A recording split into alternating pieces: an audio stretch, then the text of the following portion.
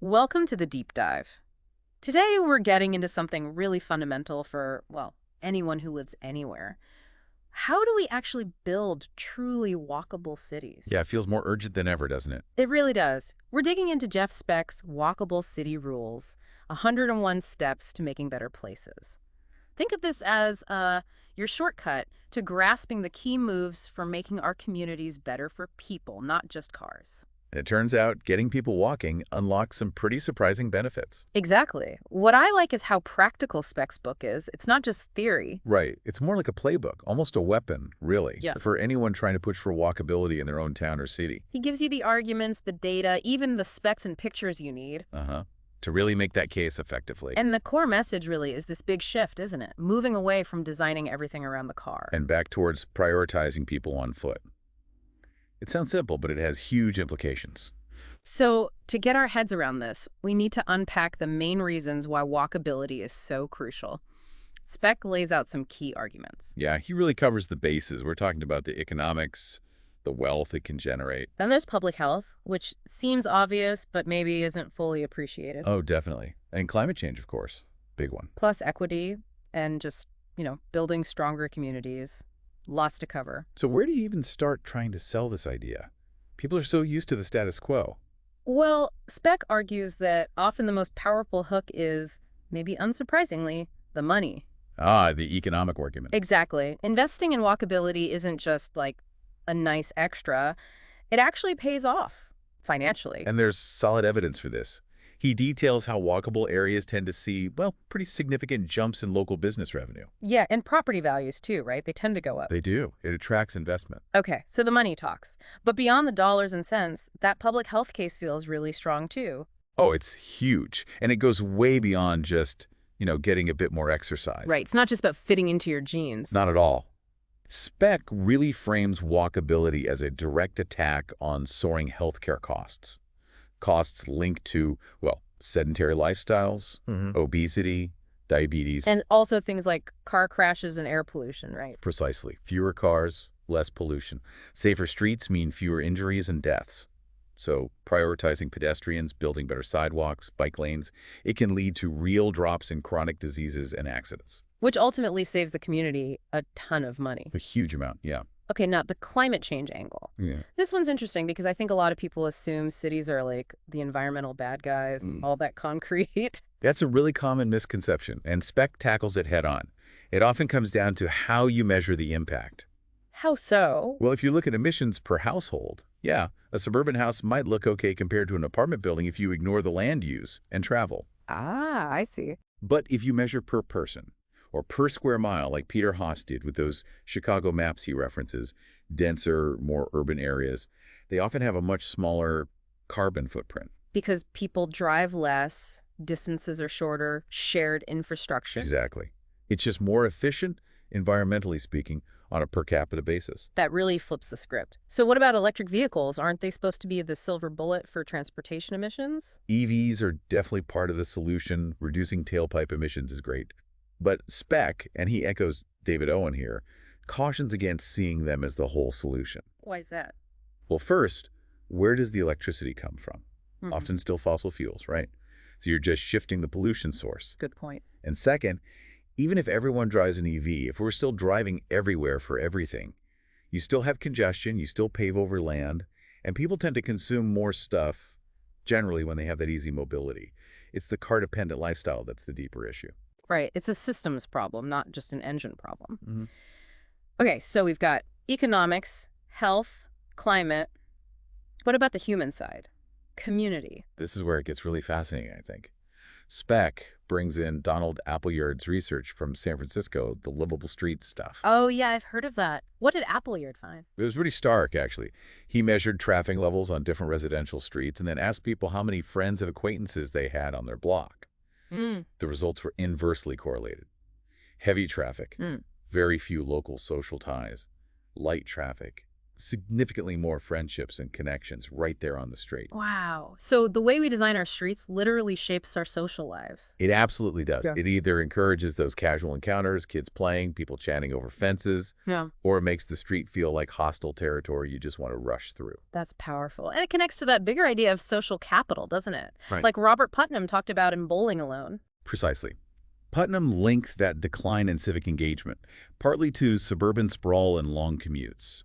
Hours stuck in a car is time not spent coaching Little League, volunteering, or just bumping into neighbors. It isolates us. It really does. Walkable neighborhoods, almost by definition, push back against that. They create the physical setting for community to happen more organically. Okay, so the why is clear. Walkability matters on so many levels. Let's get practical. How do we start weaving this into daily life? Speck talks a lot about housing, particularly downtown. Yes, absolutely. Getting more people living downtown is fundamental. It's about actively investing money, sure, but also staff time and policy focus to make downtown housing more attainable. It's not just about luxury condos. No, definitely not. Speck mentions some big investment numbers, over $450 million in some examples, but it's how you invest. Right, it needs strategy. He points to Lowell, Massachusetts as a success story. Yeah, what do they do there? They apparently doubled their downtown housing over a decade, partly by making it way easier to convert upper floors of existing buildings into apartments. Ah, streamlining the permits. Smart. Yeah, and they actively help developers tap into things like historic tax credits and other grants. It shows focused effort pays off. Okay, so housing downtown. What else? Schools come up next. Yes, and connecting it back to community, Speck really emphasizes local, walkable schools. There's research supporting this, isn't there? Mm. Smaller schools having better outcomes. Yeah, he cites studies showing schools under like 400 students often do better attendance, academics, the works, which really makes you question that whole trend of building huge consolidated schools way out on the edge of town. It does, and think about the impact on families and kids themselves. Totally. Speck points out that how kids get to school sets up commuting habits for life, those long bus rides or car trips to mega schools. Eats up time, obviously. And it erodes that local connection. Neighborhood schools act as like natural community hubs for parents and kids. Far-flung charter or magnet schools, whatever their other merits, don't usually serve that same function. Makes sense. And tied to that, accessible local parks. Seems basic, but crucial. Essential. Just having green space within walking distance for play, relaxation, those chance encounters again. And underpinning all this housing and school stuff is the big one. Land use laws. We have to stop designing for sprawl. Speck is pretty blunt about it. Single-use zoning, where you have your houses here, shops way over there, offices somewhere else. He calls it a recipe for disaster. Because it guarantees you have to drive for everything. Exactly. It mandates car dependence. So undoing those kinds of zoning codes is fundamental. So if we want these mixed-use, walkable, affordable places, what are the tools? Speck gets into specifics here, like inclusionary zoning. Okay, yeah, let's get the terms right. He makes a useful distinction. There's inclusionary zoning, lowercase I, which is just the general idea of changing rules that currently exclude affordable options. Right, fixing the exclusionary stuff we already have. And then there's inclusionary zoning, capital I, which is the specific policy tool where new developments are required to include a certain percentage of below market rate units. Got it. And that capital I version, while maybe not a silver bullet for the whole affordability crisis. It is a proven way to get more attainable housing built, especially in desirable areas, and it can help push back against displacement. Okay, what else? Backyard apartments. Yes, Accessory dwelling units. Speck is big on these. and they seem really flexible. Totally. They can be little backyard cottages, units over garages, converted basements, attics, usually pretty small, maybe under 500 square feet. So they add housing options gently within existing neighborhoods. Exactly, without dramatically changing the character. And he notes they're often easier to implement on lots that have rear alleys. Less disruption. Interesting. And he also mentions just using parking lots better. Yeah, basically seeing surface parking lots, especially big ones, as land that could be working much harder for the community, potentially for housing, rethinking that space. All these strategies, they feed into tackling displacement, right? Mhm. Which is a huge concern when areas start improving. It's a really tough side effect of gentrification. Longtime residents getting priced out, communities disrupted. And Speck acknowledges, some change is probably inevitable when a place becomes more desirable. Growth happens. But he argues the worst thing you can do is try to stop growth altogether or only let it happen in certain areas. Because that just intensifies the pressure elsewhere. Right. He points to research by Daniel Hertz in Chicago, showing that when affluent areas like Lincoln Park restricted new housing, it just pushed gentrification pressures harder onto neighboring, more vulnerable communities. So the answer is actually more housing supply overall, especially in well-off areas, to kind of absorb that demand more equitably. Seems counterintuitive, but it makes sense. Spread the growth. And one last tool in this section. Housing first. For addressing homelessness. Yes. And the key insight here is that providing stable housing first, before tackling other issues, isn't just humane, it's actually incredibly cost-effective. More so than the current cycle of shelters, ER visits, policing. Way more so. Speck cites the huge public costs of not housing people. Plus, from a walkability standpoint, visible homelessness can make public spaces feel less safe or welcoming, even if that perception isn't entirely fair. So addressing it helps everyone. Okay, so that covers a lot on housing and integrating uses. But walkability obviously hinges on how we handle cars. Where does Speck start there? Parking. He spends a lot of time on parking. It's foundational. Because we have way too much of it, right? And it's often free. Exactly. His big push is to get rid of, or at least drastically reduce, those mandatory minimum parking requirements for new buildings.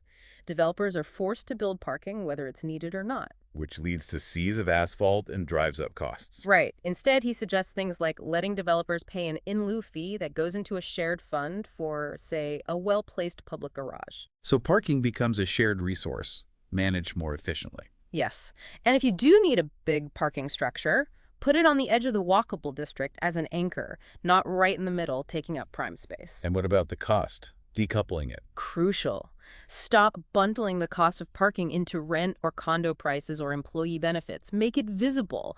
Let people choose if they want to pay for it. And then price it based on demand, like Donald Shoup talks about. Precisely. If a spot is in high demand, it should cost more. If a garage down the street is empty, maybe it should be cheaper or free. Manage the asset. He mentions Redwood City, California, having a system like that. Yeah, a tiered system. Prime spots cost more, encouraging turnover, while underused spots are cheaper. It's just rational pricing, but we rarely do it for parking. Okay, so rethinking parking is huge. What about transit? Big focus here, too. The key is coordinating transit planning and land use planning. They have to work together with a single, long-range vision. Sounds obvious, but often they're in separate silos, right? Totally. Speck references Jarrett Walker's human transit here, the idea that transit shapes land use, and land use shapes transit needs. You can't plan them independently. And the core of that coordination isn't fancy tech necessarily? No, it's the network. Frequent, reliable transit networks are the key. Good frequency, long hours of operation, direct routes. That's what makes transit useful and shapes development around it. He uses Portland's trolley line as an example. Yeah, great example. That investment reportedly sparked billions in development, huge property value increases. And the landowners actually chipped in for the construction. Some of them did, yeah. They saw the value it would create for them and helped fund it up front. Shows the potential economic power. That's impressive. And beyond the network, the actual experience of riding transit matters. Hugely. Speck calls it creating transit by choice. It has to be good enough, convenient enough, comfortable enough that someone who could drive chooses not to. Not just transit for people who have no other option. Exactly. Clunky routes with multiple transfers just won't cut it for attracting drivers out of their cars. Okay, what about things like Uber and Lyft? Ride-hailing. Speck acknowledges their convenience, but warns cities need to be realistic about their impact. They tend to increase congestion, pull people off buses and trains. So, maybe not the urban mobility solution they were once hailed as. Probably not overall. He does note the main clear social benefit seems to be reducing drunk driving, citing studies from New York showing significant drops in alcohol-related crashes. That's something. And autonomous vehicles. Mm-hmm. AVs. The future. Huh. Well, Speck urges caution there, too. Lots of hype, but also lots of potential downsides if we're not careful. Like what? More sprawl. Exactly. If parking becomes irrelevant and commuting time feels less burdensome because the car drives itself, people might just move even further out.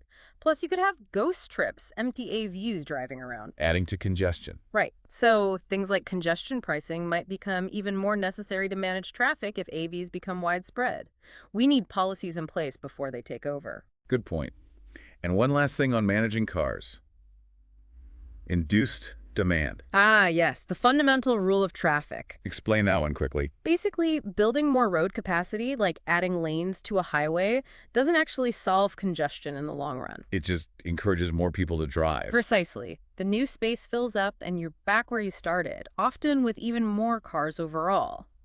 Decades of evidence prove this. It's why removing highways sometimes improves traffic flow. Like the Cheonggyecheon project in Seoul. A classic example. Taking out the highway made the city better and traffic didn't collapse. Sometimes less road is more. Okay, so managing cars is key. Now let's get into the nitty-gritty of street design. How do we shape the streets themselves for people? Well, a core idea is shifting the goal. Prioritize the destination over just the speed of getting through it. Meaning? Do you want your downtown to be a place people want to be, or just a place cars can drive through quickly? Sometimes making a place better for walking might slightly slow down car trips. And Speck argues that's a worthwhile trade-off. Absolutely. He uses Queens Boulevard in New York, notoriously dangerous, the Boulevard of Death. They made some relatively simple safety changes, adding protected bike lanes, pedestrian islands, changing signal timing, and pedestrian deaths plummeted.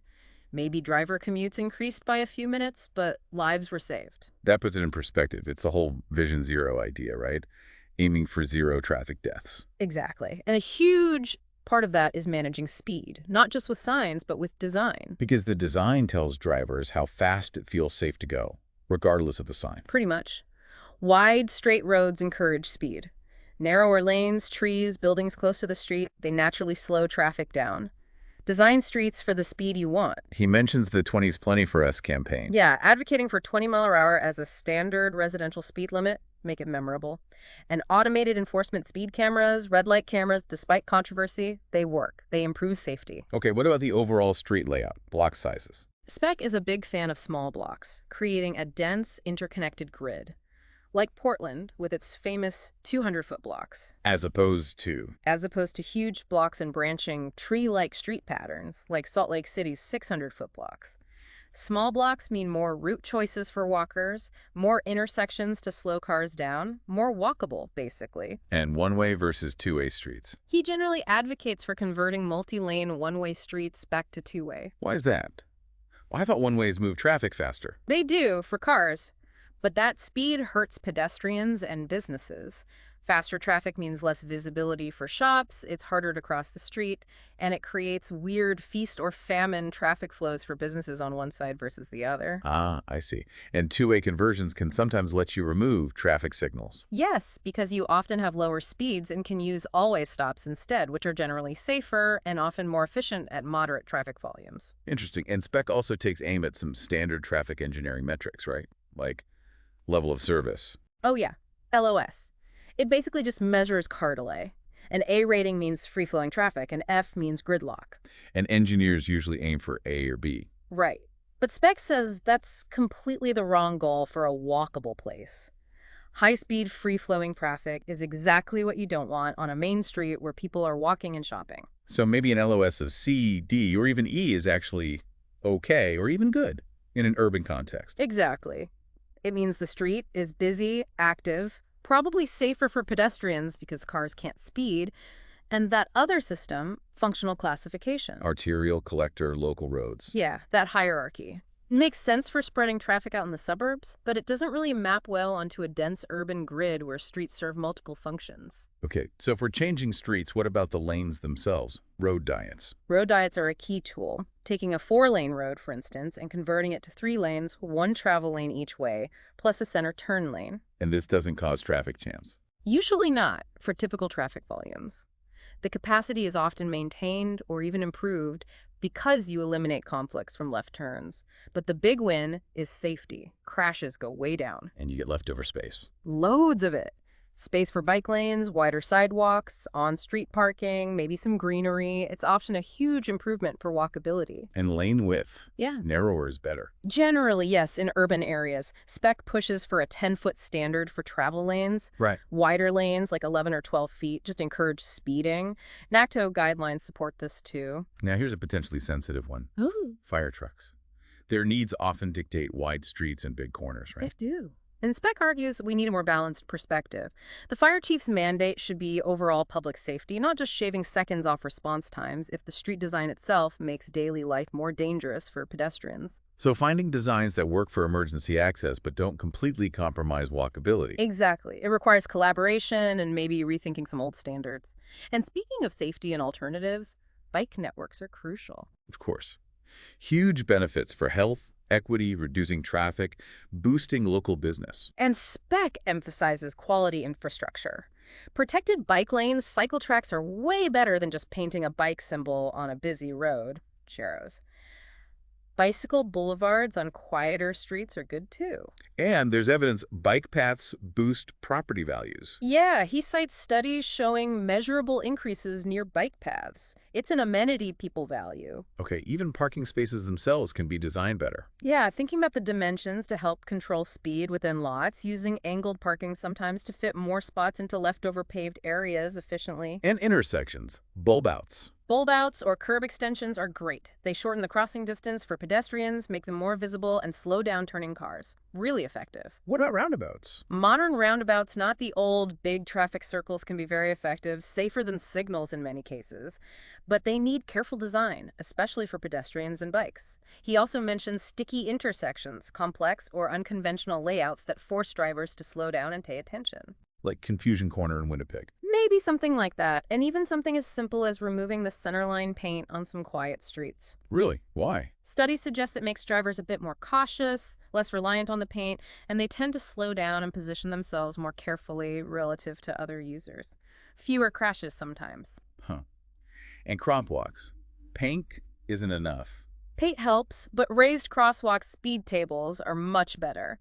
They physically slow cars and make the crossing undeniable. He's also skeptical about pedestrian push buttons and countdown clocks unless truly necessary for safety. Why skeptical of push buttons? They often increase delay for pedestrians and reinforce the idea that cars have priority unless a button is pushed. And countdown clocks can sometimes encourage pedestrians and drivers to make risky dashes. Always stops are often better than signals at intersections with moderate traffic. Got it. And two final street design elements. Trees and sidewalks. Absolutely fundamental. Plant street trees everywhere possible. Shade, beauty, traffic calming, stormwater absorption, cleaner air. Endless benefits. And sidewalks need to feel safe and defined. Firm edges. Yes. And crucially, ban new curb cuts in walkable areas wherever possible. Every curb cut is a potential conflict point between cars and pedestrians.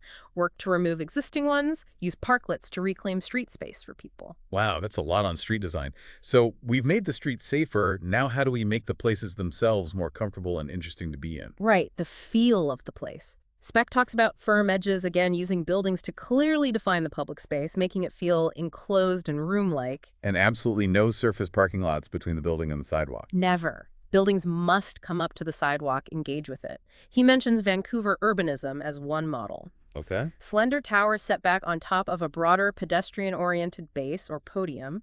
It allows density but keeps the street level feeling human-scaled with good light and air. Interesting. What about lighting? Use it strategically, not just blasting everywhere with tall, highway-style cobra heads. Use lower, more frequent lights, maybe integrated into buildings, to create ambiance, highlight features, and make spaces feel welcoming at night. And security. Bollards everywhere. He warns against letting security fears dictate design too much.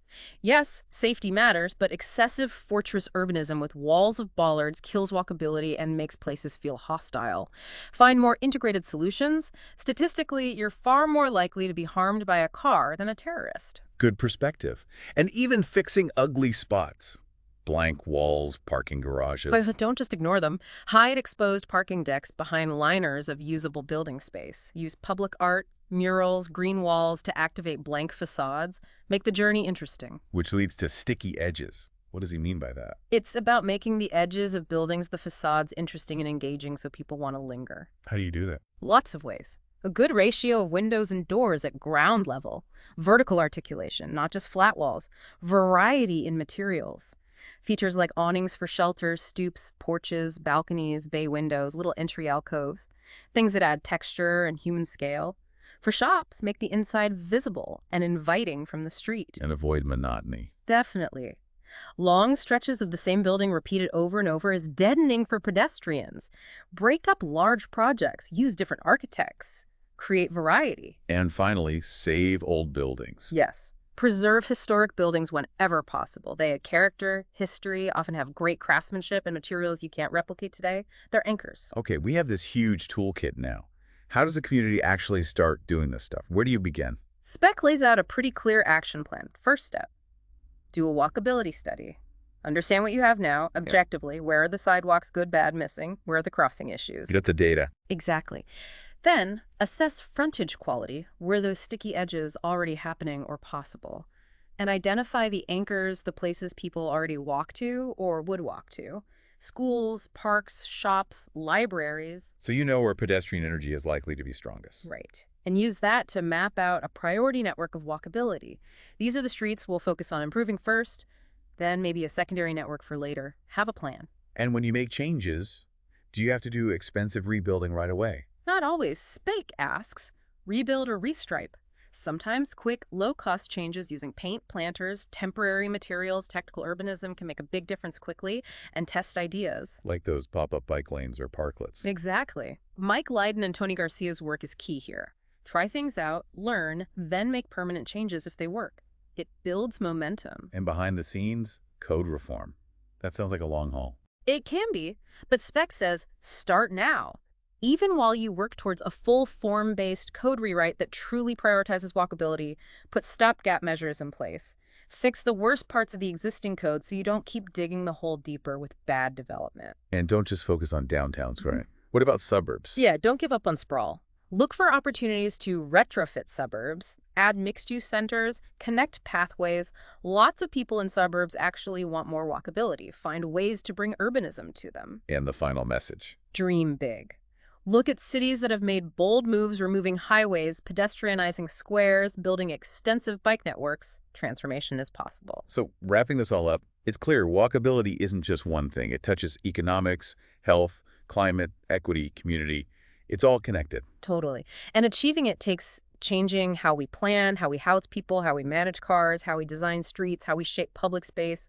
A real shift. Which brings us to a final thought maybe for you listening. Yeah. Given how interconnected all these rules and ideas are, what single immediate action do you think would make the biggest positive difference for walkability right where you live? And what's the very first practical step you could take to nudge that forward? That's a great question to chew on. And if any specific part of this deep dive sparked your interest, definitely dig deeper. See how these ideas might apply in your world. Thanks for joining us.